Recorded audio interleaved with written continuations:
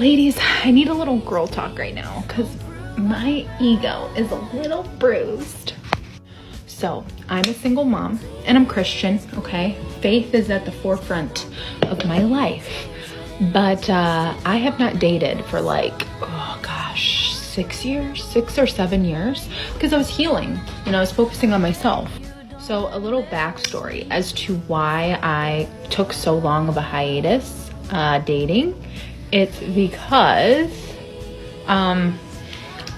after I left my daughter's father, who was emotionally, I jumped right into dating, which was a big mistake. And I ended up with this guy who was a total con artist. I mean, a con artist, and then right after that, I attracted a man who told me he was divorced, but he wasn't. Thankfully, nothing happened. I was able to super sleuth it out and figure out all the lies, right?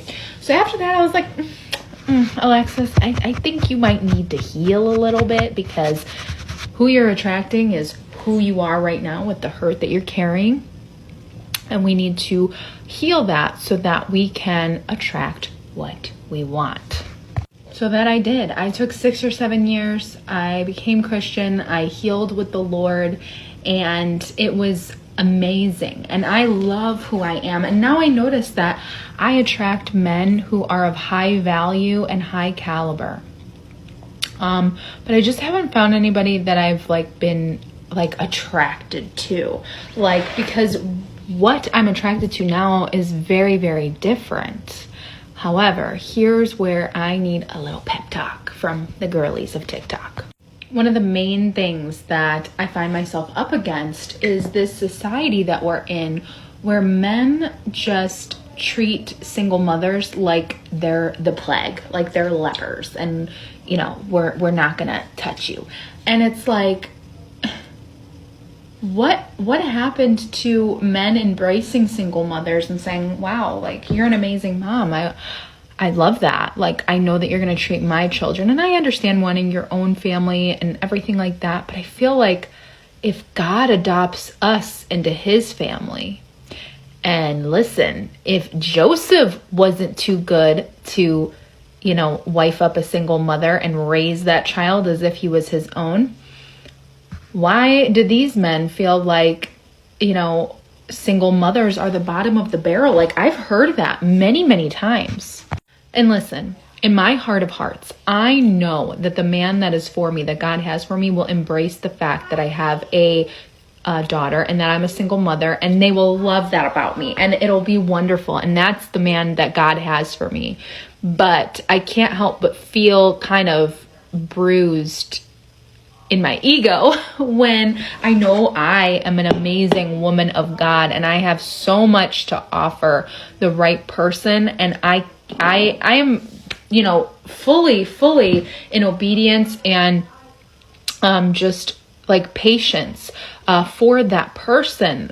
But when you keep getting told the same thing over and over again, it's it's starting to program you. And I don't know. I feel a little bit afraid, even though I know I should not feel afraid to share that, because the right man is not going to overlook me because of that. I kind of feel like Holy Spirit is speaking to me through the fact that I'm speaking to you. So let me use this as a word of encouragement. Single mother, you are so loved, you are so cherished, and you have so much to offer the right person. And don't be afraid to share that piece of you, because for the man that God has for you, he will be for you and he will not overlook you. And, God has a plan, and all of these rejections from men are really just God's protection. Man's rejection is God's protection. So we don't know what's on the other side, but God does. And so he is going to keep us perfectly hidden until our husbands, whoever they are, come to meet us and greet us and create that family that we are so wanting with our heart. So be blessed and faith it till you make it, girls. We got this. So when you're talking about Joseph, I'm assuming you're talking about the Joseph that married Mary, right? So they did end up having their own kids, I believe. But the one that you're talking about and you neglected was the Holy Spirit. So unless it's some sort of divine intervention, I'm not going. And the Bible says that he was about to put her away quietly because he didn't want to embarrass her. But she's not going to be my wife until an angel of the Lord came and said, no, there was nothing like this. She's a pure woman. It's just a special situation. And he said, oh, okay. But Mary was on her way out of the door. Y'all don't like to mention that. Unless there was something else that came through, Mary was on her way out. Y'all like to do this thing to where I think you just said, I'm meeting high value men, but I'm not attracted to them. I don't want them. But now the man that I want, they don't want me. Huh. You know what? I just had an epiphany about dating. I am fully convinced that dating was invented by the devil. Why? Because, okay, let's look at it, okay? A lot of women, I think, can all attest to this. We would like nothing more than for our best friend to show up on our doorstep and say, hi, I'm your husband, nice to meet you. But no. Instead, you know what we have to do? We have to go out in public and find some random man, and we don't know his rap sheet. We don't know if he's crazy. We don't know if we're gonna end up in his basement. We also don't know if he has a wife, if he's a womanizer, if he's like, the list is endless. Okay, and look at this. Okay, God created Adam and Eve, okay? He created Eve for Adam. There was no guessing game. There was like, oh, do we have chemistry? Are we right for each other? No, God just went, boop, you guys are together. You have no choice, and you will like it. Like, I don't know about you, but there is nothing worse to me than sitting on a date with somebody, right? Like, even if you're doing online dating, which I tend to do because I don't go out in public a lot. Well, I do, but like, I don't go out there and like try to talk with men, randos. Like, no. So anyways, I have not gone on a date in like 7 years, okay? And it's because I was doing a lot of healing and I was taking time for myself and for my daughter, and it was just a personal choice. I got asked out on a lot of dates. I just always said no. And it's because there is nothing worse to me than meeting somebody online and then you get in front of them and there is absolutely no chemistry and they don't have any conversational skills. It is literally like watching paint dry and you are just thinking, my fight or flight is just like, let me fly. I want to fly out of here. And last I checked, fight or flight was not invented by God. It was invented by the devil. So therefore, with all that risk and little reward, leads me to the conclusion that dating was invented by the devil. And once again with the BS, it's just foolishness. They just make up anything and everything to avoid accountability, to avoid that you went out there, well, he was this, he was that, he was this, he was that. Man. Well, nobody wants me. Are you sure? Because the men that have been coming up to you, you said multiple. You don't want them. There's nothing about them. There's nothing that they have. I mean, and that's what I'm saying. You're expecting, what you're expecting is, to get biblical, you're expecting, okay, everything is washed as new. There's no side effects. There's no nothing after this, right? I'm just a brand new person. It's not the way it works. Even the Apostle Paul, after he went through that whole conversion, after he was persecuting people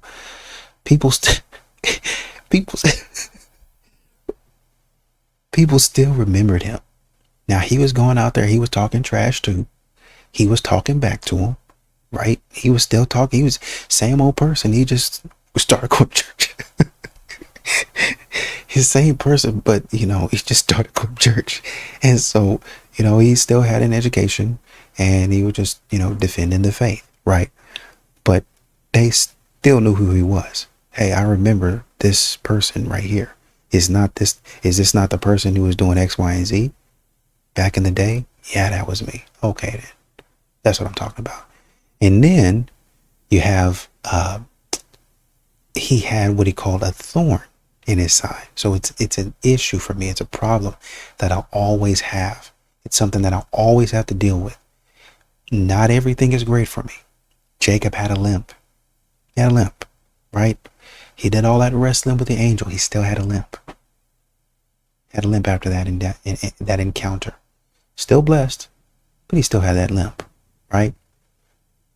So just because you go through something and you come out on the other side does not mean that there isn't going to be a remnant of what you went through. Okay? Now, it's up to you to decide with God, if that's what you believe, with God, how you're going to proceed forward. And how you're proceeding forward right now is like trash, like garbage. Nobody's good enough. Even the high value men, which you said they were high value, they're still not good enough for you. So what are you expecting? What are you looking for? That would be the next question. Maybe you need to sit down with pastor or first lady or somebody and figure out what it is that you actually want. Because right now, you're just getting on here talking. You made that first video about single moms and being rejected in 2024. You made this video. It's 2026. That was about a week ago you made this. The 20th of January 20th, 2026. You made this video a week ago. So the second week, I'll say, of January, and you're still talking about this 6 or 7 years later? Oh, I healed and I did this and I did that. I don't know, man. At some point in time, we got to start looking inward. Who knew that saying I would require a non-refundable deposit to take me on a date in 2026 would send so many broke men into a spiral? It's almost like they forget that I am paying for a babysitter, transportation, nails, hair, makeup, time, effort. Most of those things cost me money. And yes, I am now dating with intention. I am dating to marry, and I am going to marry a provider. And if that offends you in any way, you were never my target audience. It's like so funny to me that my content is actually rage bait for angry men, because I originally started posting for the girls and just to connect with like other single moms and women in general. But triggering men actually accidentally just became my favorite new hobby. So I'm going to keep doing that. Look, the man that is a provider that wants a family, he absolutely wants a hot wife, but he doesn't exactly want to take on where somebody else left off and then also deal with some level of entitlement from that woman. Because with that comes a whole lot of ruin to his peace. But men that do have the extra spending money and they're kind of just looking for a fun time, absolutely, they are going to pay for you. That is nothing new. Like, that is a setup that has occurred for generations. Honestly, you can call me anything that you want to call me. You can call me anything that you want to call me. But while you labeling me and categorizing me and putting me wherever I need to be as a broke man, you need to go ahead and label and categorize yourself exactly where you are. And that's But I'm just saying, if my man is not defending me the way Brooklyn Beckham is defending Nicola Peltz right now, I do not want him. I do not want him. That's her husband, and he's making it very clear. He protects his wife, and that's what all you men should be doing with your toxic families. I don't actually know what went down with the Beckhams. Obviously, none of us do. I think the truth is somewhere in the middle. I truly find it hard to believe that in a room of 500 people, Victoria Beckham was dancing inappropriately with her son. Like, what does that even mean? Someone who was at this wedding needs to be a witness and tell us what actually happened. But what I do know is, for all us normies, we have all been in toxic family situations, especially with those boy moms where they are just literally the worst. It's like, why won't you defend me? Like, literally, why am I having to beg you to defend me over your mom or whoever in your life acting so bizarre and not normal? Your wife is your family. Your wife is your family. And that was the part that made me so sad in this whole thing, when they were saying Nicola is not your family. That's what a lot of toxic in-laws don't understand. Your wife and their children become their immediate family, and you become their extended family. And it's sad, but it is what it is. I am now seeing Brooklyn Beckham as a man. Like, it's kind of hot. Like, I don't know. Am I toxic for thinking this? Nope. That's what y'all want men to do. Y'all want to get out here and act a fool. Nope. Not doing it. Start to act right. Stop clowning. It's not all men, are we sure? Every single experience I have with a man reinforces the idea that it is all men. Everyone I know has a story about a man doing them dirty. Every one of your mamas has a story about being done dirty by a man. The older I get, the more I just think it's not worth it. It's not worth it to get married. It's not worth it to have kids with these people. Like, it's just not worth it. Living with a man, seeing a man every day, going on vacation with a man, I don't know. Maybe I'm black-pilled. I don't want to do that. I'm 27 and I am such a proud advocate for all the women that came before me that didn't have the options that I have. But as someone who has the option to not get married and have children and cohabitate with a man, the older I get, the less likely it looks like it's gonna happen. Like, and I'm proud of that. There's gonna be people in the comments saying, oh, well, enjoy your childless cat life. Thank you. I'm the first woman in my bloodline that has had that option. I don't know. Every single experience, every date that I go on, every friendship that I have with a man, it's all men. It's literally all men. Oh, man. That one's doing her family proud. Can you imagine? Now, listen, this is really important to note. This is no longer just women beefing about, oh, I went on a date. This is outright man hating. I just want to be clear. These women hate men. It's outright misandry, right? She's talking about all men, not even just saying guys she's going to date. Now she's talking about male friends. I mean, you're talking about your dad, honey? Nasty. Really? Because to take a dig at, like, what, your grandpa's no good either? I mean, really, think about what she's saying. All men. All right. So this is open misandry now. By the way, all these videos stay up on TikTok. Isn't that odd? No, not really. The system is evil. Evil. So she says, oh, there's all these stories. The women have all these stories about men doing them dirty. You think guys don't have stories, honey? You think guys don't have stories about women doing them dirty? I assure you that they do.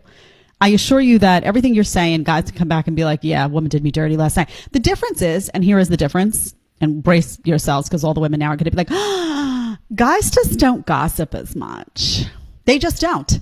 Guys aren't doing this all the time. They're not always calling up their friend and being like, oh my God, you can't believe like what happened to me last night. Like, this is a girl thing, right? The yapping, the constant yapping. I'm not saying guys don't share things with each other, but this constant yapping and complaining and moaning and this is a female thing, right? So that's why all the stories are so prevalently out in the landscape, because women won't shut up about it, right? Okay, we all know that. Let's just be honest. So, sometimes just got to be honest, right? Guys are always afraid to be honest. They're like, oh, I'll piss off my wife. All right, let me do it for you. I'll piss off your wife. Tell her to come on in and join the show. Woohoo! All right. So she says, oh, maybe I'm black pilled. Yeah, you are. Let's just be clear.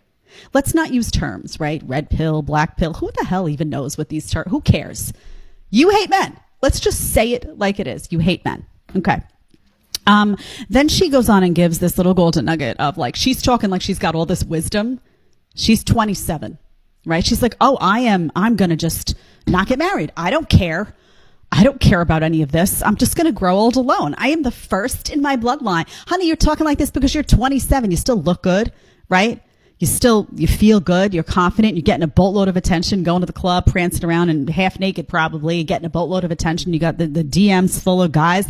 You're 27. You just like kind of rolled out of the womb, right? Let's just be honest. Let's hear what you're saying at 37. This same girl you're going to see at 37 being like, I'm alone and I don't know what went wrong. It wasn't me. I don't, something went wrong down the road and it's just the guys just aren't approaching, right? You see little eyes, crow's feet coming out, right? You know what I mean? She's not going to be sounding like this. I will guarantee you that in 10 years, the tone will have changed. And she says that she's proud of it. She says she's proud of this stance. So listen, guys, you need to understand that when you hear this stuff from women, you're mostly hearing it from young women. Okay. When you escalate and you get into the 30s or the late 30s, you're going to be hearing a different tune. Ladies who are listening, don't let this be you, because in your 20s, you sound all cocky. I don't need a man this, man that. All of a sudden you hit 35 and you're like, all the men are wonderful. Like you're dying to be a magnet. Only you're not. Don't let this be you. All right. Maybe you're idiot pilled. Maybe you're loser pilled. Have you ever thought of that? Can someone tell all the baby moms that are always complaining about their deadbeat baby dads that them relying on social services like their child support payment also makes them a deadbeat? There's so many women on this app that are crying about the amount of child support they get or that they don't get it at all. But why is it that you can't afford life without said child support? And if you can't afford life without child support, then give them to the father. There's so many women that are so hell-bent on the number that they're getting monthly that they don't even worry about the quality time that they're getting with their own kids on their parenting time. To the point where when the first of the month comes, it's like, where's my money? So who's the real deadbeat? If you're a woman constantly with your hand out talking about, oh, the kids need this, the kids need that, oh, it's this much for that, who is the real deadbeat? You're solely reliant on somebody else paying your way. But yet, y'all aren't ready for that conversation. And without the men paying child support, there would be a lot more deadbeat baby moms than there are dads. Okay, bye. Person in the comments said, here's another thing. Most children are in school all day for 10 months out of the year for a total of about 13 to 14 years, starting with pre-K through 12th grade. They may spend a few hours of quality time a day. Maybe. You might spend a few hours, maybe, if that, but you're not really going to be in your kid's face like that. You might have an hour, maybe, but the way modern women be speaking, like they the best parent in the world, like they didn't spend all day with their child. You might every so often spend a day with your child. Oh, come with us to this. What you actually mean to say is come hang out with me for a couple hours of intense, focused quality time with my child. Or let's go on a date night or something like that, daddy-daughter, or just to give an example of what it is, or like a mom-son sort of thing.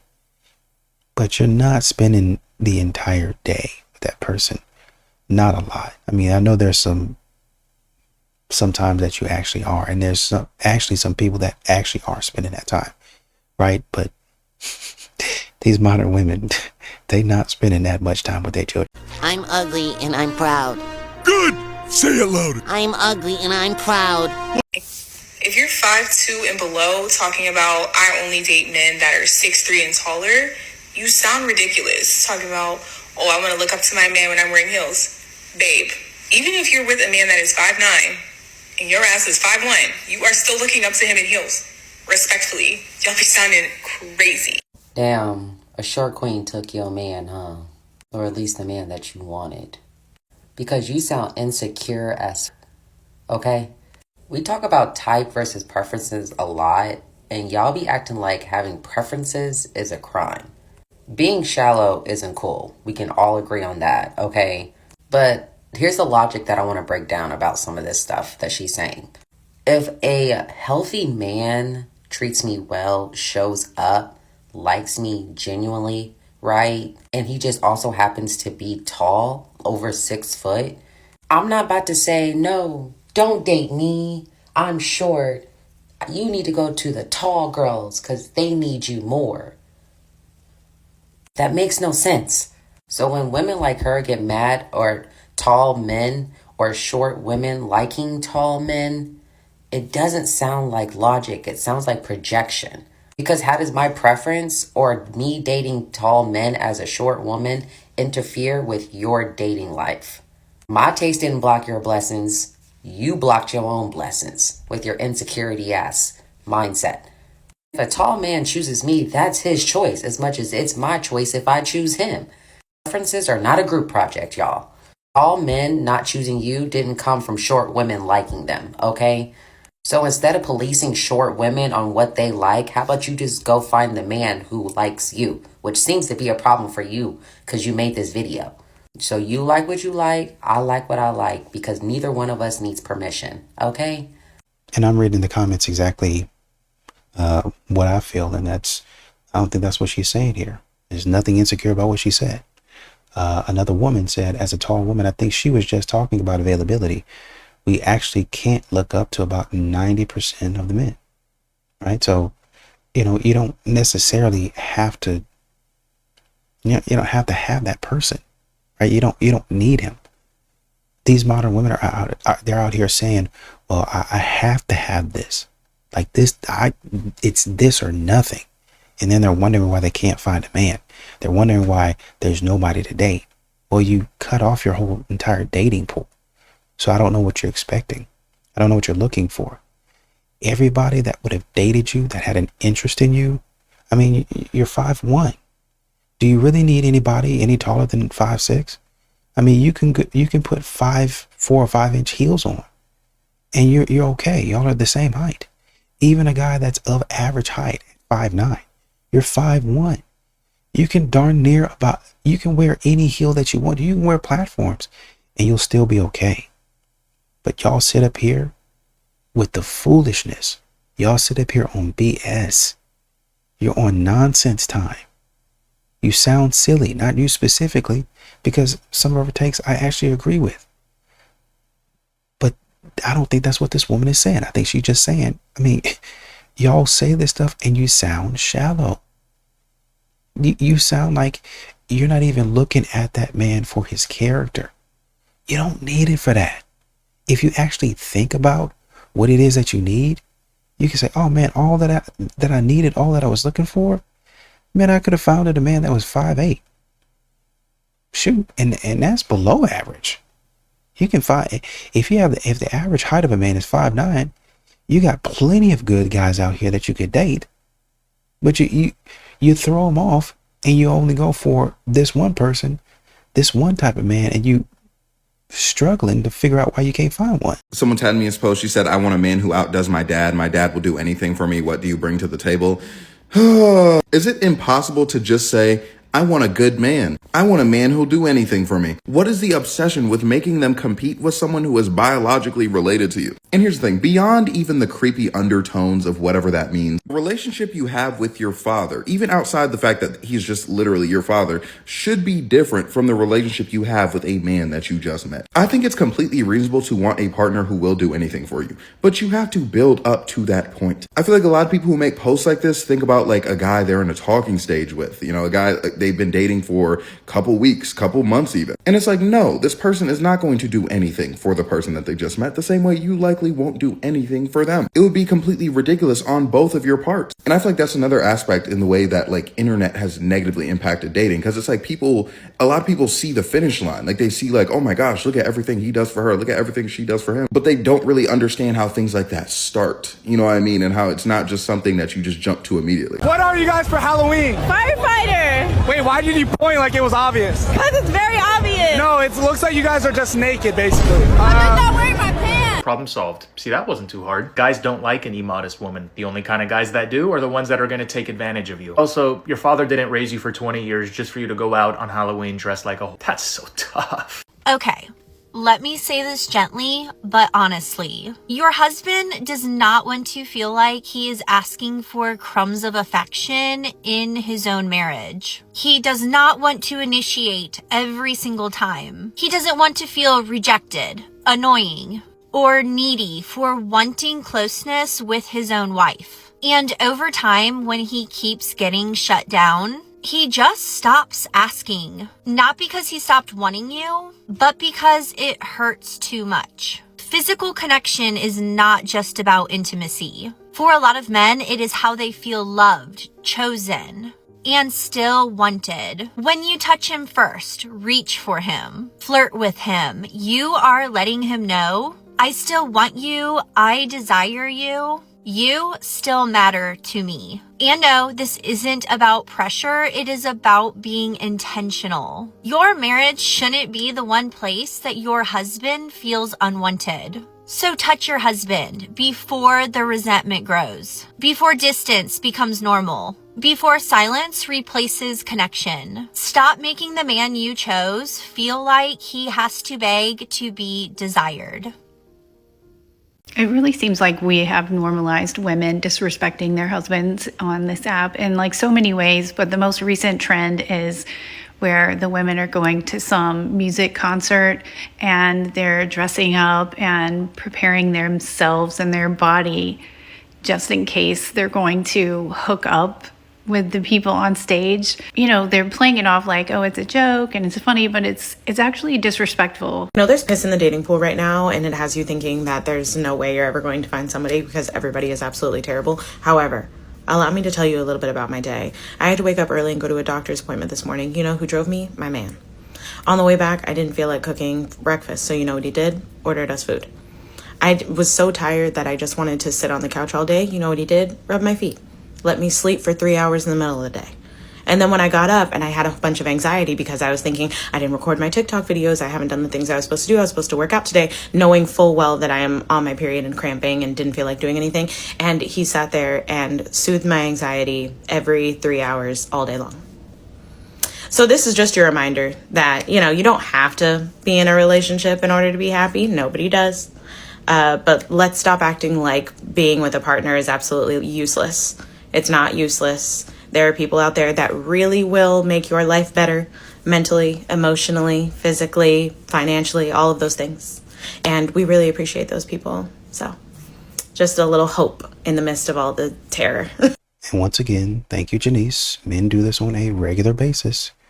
They do this type of stuff on a regular basis, but when they do it, instead of just saying thank you and making a video about it, they say, oh, that's the bare minimum. The bar is in hell. If a man is not leading his relationship, somebody else will. And when he fails to step up, it defaults to the woman. Not because she's power hungry, because she's not because she's bossy, but because chaos demands order. And guess what? Nature fills that void. Without direction, decisiveness, emotional stability, or a backbone, she becomes that framework just to keep things from collapsing. And here's a brutal reality. Every time a woman gets pushed into her masculine energy, attraction, bye, it erodes. Men, if you are passive, wishy-washy, conflict avoidant, emotionally numb, or always waiting for cues, you are eroding her trust in you. She ends up handling the plans, the feelings, the details. You. Then you scratch your head and wonder why she's snappy, overbearing, distant, or done with intimacy altogether. Women, pay attention. If you're always fixing, instructing, nitpicking, or babysitting him, you're not in your feminine flow at all. You are in your survival mode. And the more you grind there, the deeper the resentment digs. Not from hating men, not from being too strong, but from just sheer burnout.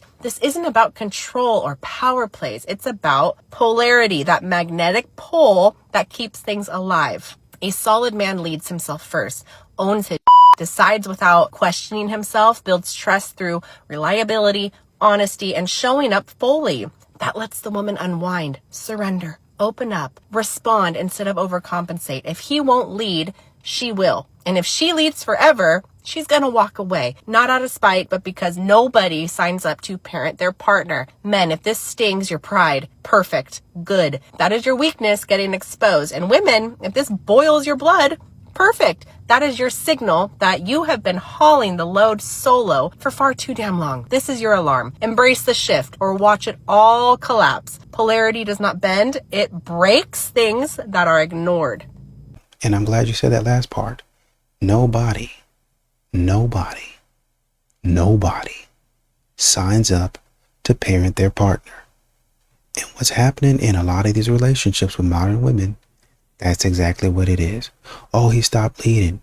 He just stopped doing this. He just stopped doing that. Nobody, men included, signs up to parent their partner. I want to be in my soft girl era. I want to be treated like a princess. I want to be a passenger princess. I want to be taken here. I want to do this. I want to do that. Nobody signs up to be a parent. And that includes men. But women don't want to hear that though. Yes, we talk about fine men on my page. You know why? Because we're not gay. Y'all girls be gay, right? And that's why y'all be sitting around talking about ain't no fine men. Everywhere I go, it's just baddies everywhere. No, it's not. Right? You're not even one. How could you think that they be everywhere and you're not even part of it? Make it make sense. But let's be for real. I guess you don't see attractive men nowhere you go because you're gay. When you're not attracted to something, it's hard to find attraction in it. You following me? You see more attractive women than you do men because you're actually attracted to women. Is it connecting for you? You're gay. But don't push that off on us, girls who still like men. I don't date, but I very much appreciate attractive men. Me and your fight ain't the same fight, sis. They dog walking you out here. I was having my way when I was dating. I just kept meeting men that got kids because I done aged out. The men my age that's attractive got kids. That's my issue. Your issue is that they dogs you out. We ain't battling the same fight. That's why you hate men and I don't. You see what I'm saying? But to conclude this, I think a lot of y'all are gay. That's why you see more attractive women than you do men. Well, a lot of these modern women are attracted to the vision of perfection, right? Even if they know this woman, because a woman was like, I see average baddies.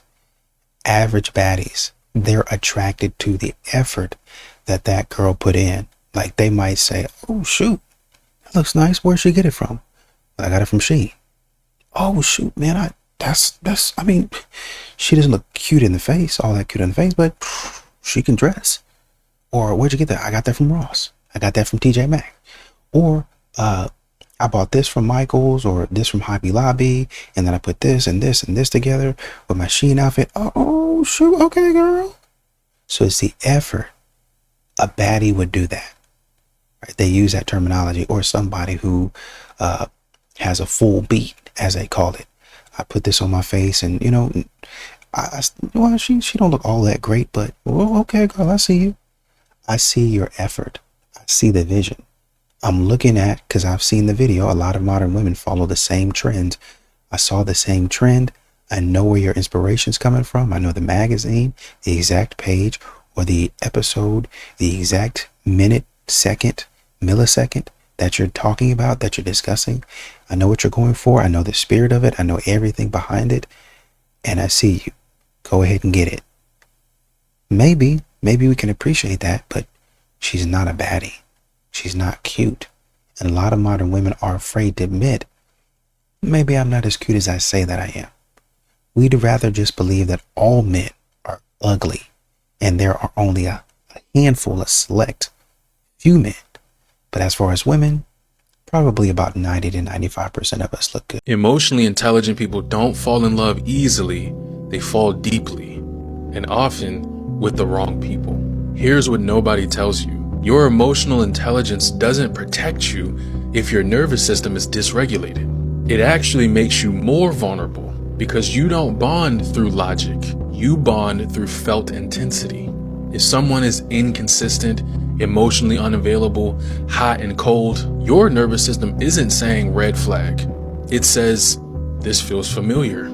That pull you feel, that sense of urgency, that little bit of depth, that's not intuition. That's a nervous system trained to associate activation with connection. So the more emotionally intelligent you are, the more you try to understand them, hold space for them, be patient, see their potential, while abandoning regulation inside yourself. When your nervous system stabilizes, you stop bonding through intensity.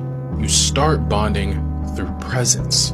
And all of a sudden, unavailable people lose their charge. Consistency is what feels attractive. And calm and peace is what starts to feel like chemistry. This isn't about becoming guarded, it's actually the opposite. It's about becoming regulated. Comment, guide, and I'll send you the exact blueprint to help you break this cycle. Y'all, we got an epidemic. We got to talk about it. Now listen, I'm going to say it. Some of you aren't going to like it. That is completely okay. I do have a massive male following. I have a feeling I'm going to upset some of y'all on this one. But we got to talk about it. Somebody tell me why I just watched a video of a man calling himself a man baddie. You heard that correctly. A man baddie. Men wanting to be treated right, with respect, with love, with intention. Completely. But there's this whole movement now of men wanting princess treatment that's feminine. These men wanting princess treatment is not growth. That's demonic inversion, in my opinion. Being treated with respect, absolutely, should definitely happen. But being treated in a feminine way, masculinity carries burdens, provision, leadership, restraint. When men reject responsibility, which is their God-given burden. They demand princess treatment. They demand being catered to, the emotional center of the relationship. God's divine order collapses. Now, I'm not saying that men's emotions should be neglected, or they shouldn't be talked about, or they shouldn't be handled with love and care, but to be treated in a feminine nature. Now, on the reverse side of this, it is being applauded that women are being masculine and aggressive. They are being rewarded for being adversarial, walking around like the dominant ones in society and their relationships. Society calls it empowerment. I call it role stealing. Terms like man baddie, that's not harmless. That's the feminization of men. That is not God's design. When men perform femininity and women perform masculinity, polarity dies. Attraction dies. Families die. Men and women are pitted against each other. Nothing grows. Nothing builds. Lust replaces covenant. Greed replaces provision. And feelings replace duty. Our children are growing up without God's structure, and culture is applauding it. They even call it freedom. Here's the ultimate problem. Destroy the family, destabilize society, confuse identity, and you weaken resistance. That will always feed chaos. Chaos benefits darkness. Masculinity and femininity are not enemies. They're complementary to each other. They are divine design. And when divine design is rejected, you're asking for destruction. And that's what we're watching happen right now. And once again, a lot of her takes I love. But we talk about God, and we then talk about, oh, well, men have this right and they have this burden and they're supposed to be doing this and it's feminine, this. If we're going to talk about God and a God-given right, God wants praise. He wants adoration. He wants worship. He wants you to exalt, which means to lift. Lift up my name. Lift it higher than anybody that you've ever seen. And what does a man say? Cut off all of these other men. No rosters, no nothing. I should be the only man. When you go to the bar, stop accepting drinks from men. I am the only man that you know. Take my name. What does a Christian do? Take on the name of Jesus. That's what modern women have a hard time doing.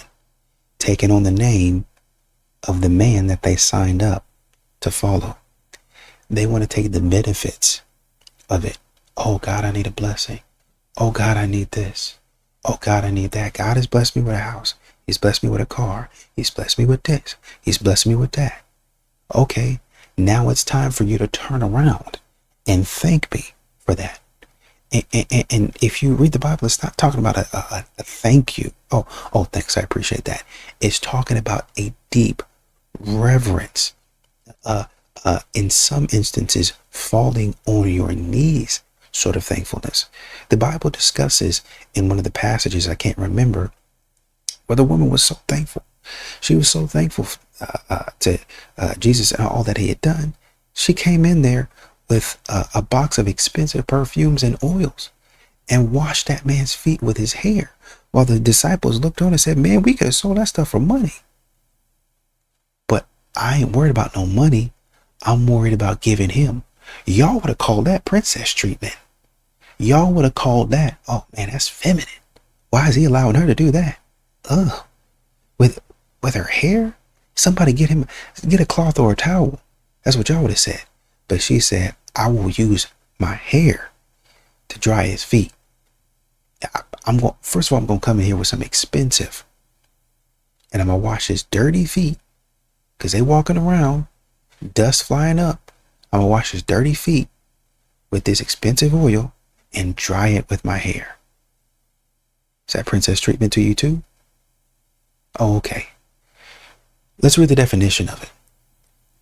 Princess treatment is a social media term for being pampered and made to feel special in a relationship. Okay. being pampered. So only the woman is supposed to be pampered, right? Y'all losing it. Y'all losing the plot here. Often through acts of chivalry, service, and luxury like fancy dates. So I'm just supposed to be chivalrous to you, be fancy, give you fancy gifts, right? If you want a car, I'm supposed to go out and buy you a car. But if I say, man, I want that type of car too. I want this type of car. Oh, he don't deserve that. That's princess treatment. What? But okay. But let's go back to the example. Expensive oils were put on his feet.